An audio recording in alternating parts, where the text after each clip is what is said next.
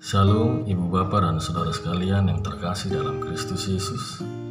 Firman Tuhan kita untuk hari ini Jumat tanggal 19 Mei 2023 diambil dari kitab Yohanes pasal 14 ayat 3. Demikian firman Tuhan.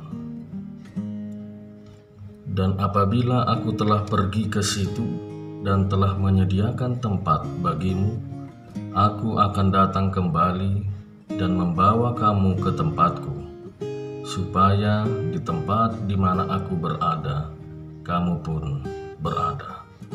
Demikian firman Tuhan.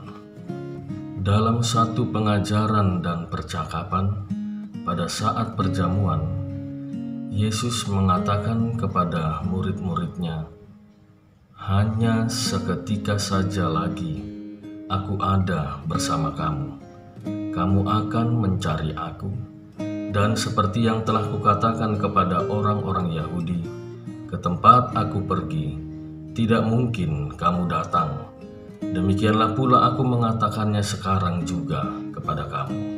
Yohanes 13 ayat 33. Mendengar kalimat yang diucapkan oleh Yesus itu, murid-muridnya mulai saling berpandangan. Dalam pikiran mereka, kemana Yesus akan pergi? Kenapa kami tidak mungkin datang ke sana? Hanya Petrus yang bertanya kepada Yesus di ayat 37, "Tuhan, mengapa aku tidak dapat mengikuti Engkau sekarang? Aku akan memberikan nyawaku bagimu." Menjawab kegelisahan murid-muridnya, Yesus meminta supaya mereka tidak lekas gelisah.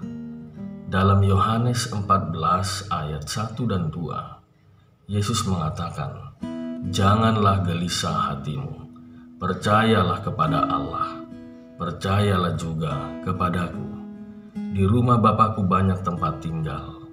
Jika tidak demikian, tentu aku menyatakannya kepadamu, sebab aku pergi ke situ untuk menyediakan tempat bagimu." Perasaan murid-murid Yesus yang sudah dekat dengan Yesus, mereka nyaman mengikuti dan pengajaran Yesus. Tidak seperti orang banyak yang mengikut Yesus, tetapi mereka mudah tersindir oleh perkataan dan pengajaran Yesus, sehingga orang banyak itu mundur dengan teratur. Karena perasaan murid-murid Yesus yang sudah nyaman dan mulai memahami pengajaran-pengajaran Yesus, tiba-tiba Yesus akan meninggalkan mereka.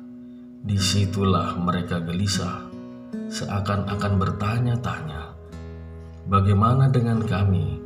Kami telah meninggalkan zona kami masing-masing dan bersekutu menjadi satu di dalam persekutuan 12 murid Yesus.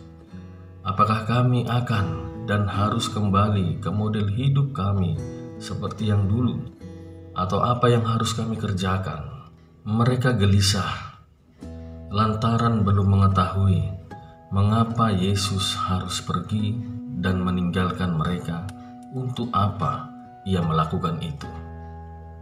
Saudara sekalian, demikianlah juga kita orang Kristen. Apabila hidup kita jauh dari Tuhan, maka kita hanya diliputi kegelisahan. Kegelisahan yang berdampak besar di dalam sendi-sendi kehidupan kita. Kehidupan rumah tangga, kehidupan perekonomian, masa depan anak-anak, semua jadi berimbas.